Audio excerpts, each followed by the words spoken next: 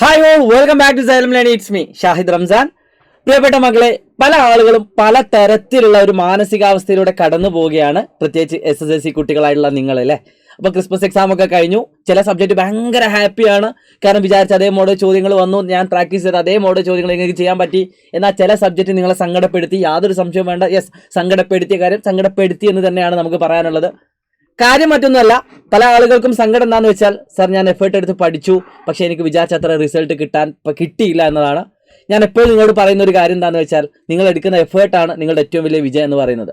നിങ്ങളുടെ മാക്സിമം നിങ്ങൾ ട്രൈ ചെയ്തു, നിങ്ങൾക്ക് കിട്ടിയിട്ടില്ലെങ്കിൽ അതിന് നിങ്ങൾ സങ്കടപ്പെടരുത്. അതിന് നിങ്ങൾക്കത് തിരുത്താനുള്ള ഒരു അവസരമുണ്ട്. ഇപ്പോൾ നിങ്ങൾ ക്രിസ്മസ് എക്സാം മാത്രമാണ് കഴിഞ്ഞത്. പ്രത്യേകിച്ച് എനിക്ക് തോന്നുന്ന ഏറ്റവും കൂടുതൽ കുട്ടികൾക്ക് ഒന്ന് കുഴക്കിയ സബ്ജക്റ്റുകളിൽ ഒന്ന് മാത്തമാറ്റിക്സ് ആണ്, രണ്ട് എനിക്ക് തോന്നുന്നത് ഞാൻ കേട്ടറിവ് വെച്ചിട്ട് ബയോളജിയാണ്. പക്ഷെ പല കുട്ടികൾക്കും ഈ പറഞ്ഞ രണ്ട് കാര്യങ്ങളും എളുപ്പമായിരുന്നു. വിചാരിച്ചത്ര മാർക്ക് സ്കോർ ചെയ്യാൻ പറ്റിയിട്ടില്ലെങ്കിലും A+ കിട്ടുന്ന ആളുകളുണ്ട്, ഫുൾ മാർക്ക് കിട്ടുന്ന ആളുകളുണ്ട്. ഡെഫിനറ്റ്ലി അത് സന്തോഷം തരുന്ന കാര്യമാണ്. മക്കളെ, ഇനിയുള്ള 2 മാസം വളരെ വളരെ വളരെ നിർണായകമായിട്ടുള്ള 2 മാസമാണ്. സോ അതിന്റെ പ്ലാനാണ് ഞാൻ പറയാൻ പോകുന്നത്. വീഡിയോയിൽ പോകുന്നതിന് മുമ്പ് നിങ്ങൾ ആദ്യമായിട്ടാണ് ചാനൽ കാണുമെങ്കിൽ സബ്സ്ക്രൈബ് ചെയ്യാൻ മറക്കരുത്. നിങ്ങളുടെ എല്ലാ ഫ്രണ്ട്സിനും ഈ വീഡിയോ അയച്ചു കൊടുക്കണം, അത് മസ്റ്റാണ്.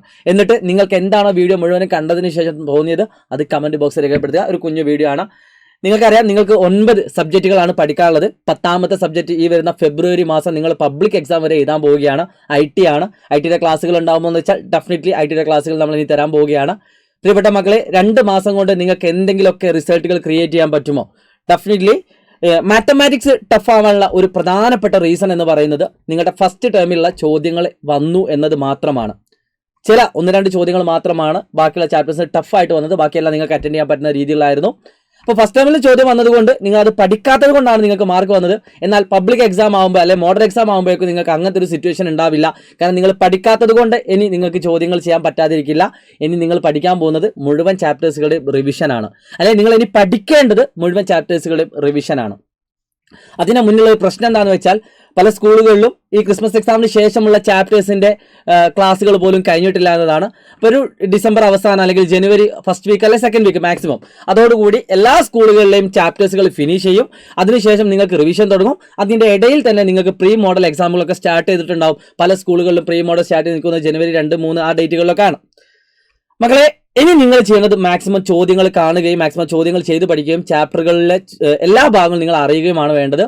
അതിനുവേണ്ടി നിങ്ങൾ ചെയ്യേണ്ടത് ഇത്ര മാത്രമാണ്. ഈ 2 മാസം നിങ്ങൾ കഷ്ടപ്പെട്ടിട്ടില്ല എങ്കിൽ നിങ്ങൾ ആലോചിച്ച് നോക്കുക, ഓണം എക്സാമിന് നിങ്ങൾ എടുത്ത ഒരു എഫേർട്ട് ഉണ്ടല്ലോ, അത് നിങ്ങൾ ക്രിസ്മസ് എക്സാമിന് ഒരു പക്ഷേ എടുത്തിട്ടുണ്ടാവില്ല. ഓണം എക്സാമിന് നിങ്ങൾ ഒരുപാട് കാലങ്ങൾക്ക് മുമ്പേ പഠിച്ചു തുടങ്ങി. 10ാം ക്ലാസ്സിലേക്ക് എത്തിയ സമയത്ത് നല്ലൊരു ചൂടുണ്ടായിരുന്നു, അതുകൊണ്ട് കുറേ കാര്യങ്ങൾ പഠിച്ചു. പിന്നെ അതിൻ്റെ ചെറിയൊരു തണുപ്പ് വന്നു. പിന്നെ ഓണം എക്സാമിനോട് അടുത്ത് ഫസ്റ്റത്തെ എക്സാം ആണല്ലോ എന്ന് വിചാരിച്ച് നിങ്ങൾ ഒരുപാട് എഫേർട്ട് എടുത്തു, നിങ്ങൾക്ക് നല്ല റിസൾട്ടും കിട്ടി. സത്യമല്ലേ? പക്ഷേ ക്രിസ്മസ് എക്സാം ആകുമ്പോഴേക്കും എവിടെയോ നിങ്ങളുടെ ഒരു ഫ്ലോ നഷ്ടപ്പെട്ടു. അതായത് നിങ്ങൾക്കൊരു പേടി പോയി, നിങ്ങൾക്ക് കലോത്സവമായി, ആർട്സായി, സ്പോർട്സായി, അങ്ങനെ ഒരുപാട് ഫാക്ടേഴ്സുകൾ, ടൂറായി, ഒരുപാട് ഫാക്ടേഴ്സുകൾ നിങ്ങൾ എന്താക്കി പഠനത്തിൽ നിന്ന് വഴി തെറ്റിച്ചു. അതുകൊണ്ട് കുറച്ച് റിസൾട്ടിന് പ്രശ്നവും വന്നു. സത്യമല്ലേ? അപ്പോൾ സത്യമാണെങ്കിൽ നിങ്ങളൊന്ന് കമൻറ്റ് ചെയ്യാം കേട്ടോ, ഞാൻ പറഞ്ഞതൊക്കെ ശരിയാണെന്ന് തോന്നുന്നുണ്ടെങ്കിൽ.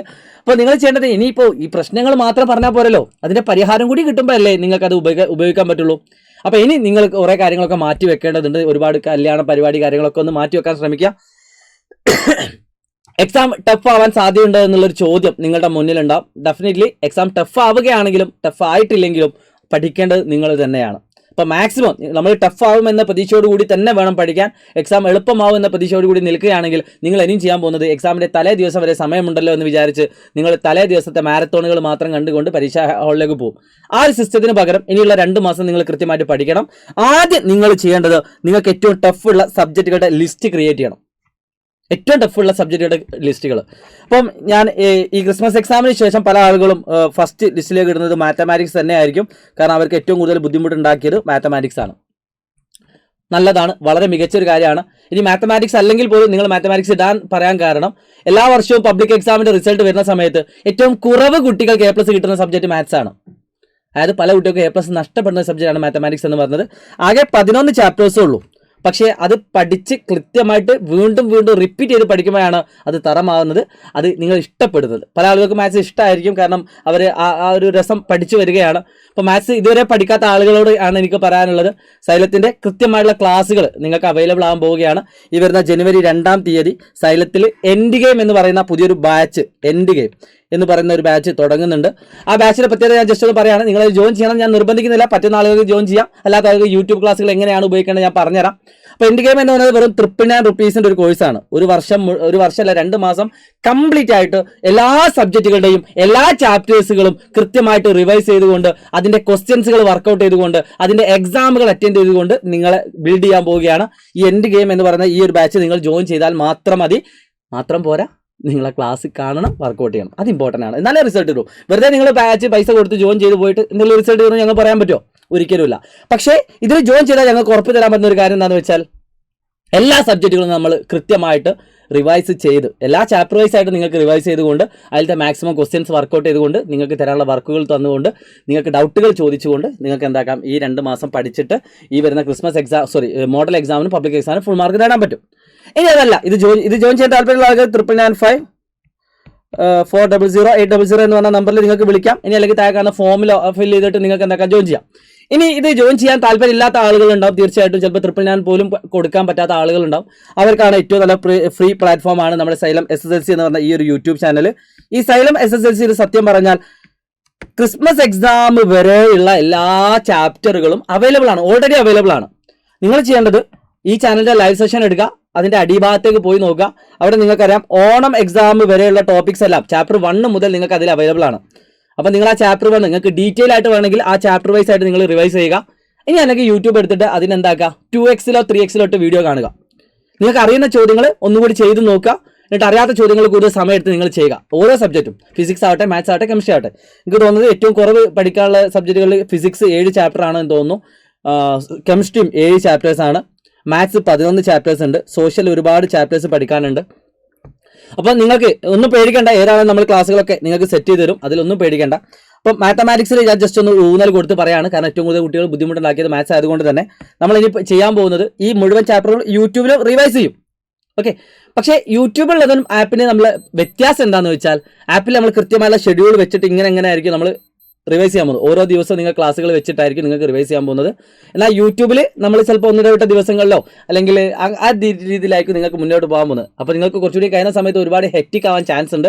പറ്റുന്ന ആൾക്കാർ ഈ ബാച്ചിൽ ജോയിൻ ചെയ്യുക, വീട്ടുകാരോട് പറയുക. വെറും 999 രൂപ മാത്രം മതി. ഇത് മാത്രം ഉപയോഗിച്ചാൽ നിങ്ങൾക്ക് നല്ലൊരു ബാച്ച് ക്രിയേറ്റ് ചെയ്യാൻ പറ്റും. ഇനി അല്ലാത്ത ആളുകൾ എന്താക്കുക, കൃത്യമായിട്ട് പുറമേയുള്ള ഒരു ക്ലാസ്സുകളൊക്കെ പോയി കണ്ട് ഓരോന്ന് ക്ലിയർ ചെയ്ത് കൊണ്ടുവരാം ഓരോ സബ്ജക്റ്റും.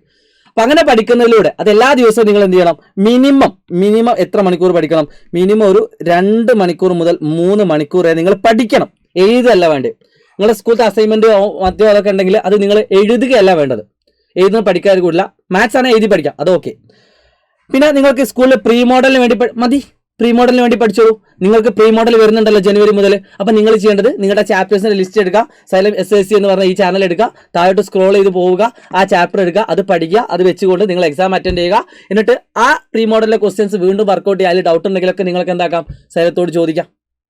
ഓക്കെ, അപ്പോൾ അങ്ങനെ ഒരു ഓപ്ഷൻ നിങ്ങൾക്കുണ്ട്. ഇപ്പോൾ പ്രീ മോഡൽ വെച്ചുകൊണ്ട് നിങ്ങൾക്ക് എന്താക്കാം, സൈലത്തിൻ്റെ ക്ലാസ്സുകൾ ഓരോന്ന് അനലിറ്റ് ചെയ്തിട്ട് നിങ്ങൾക്ക് പഠിച്ചിട്ട് എക്സാം എഴുതാം. ഒരു കുഴപ്പമില്ല.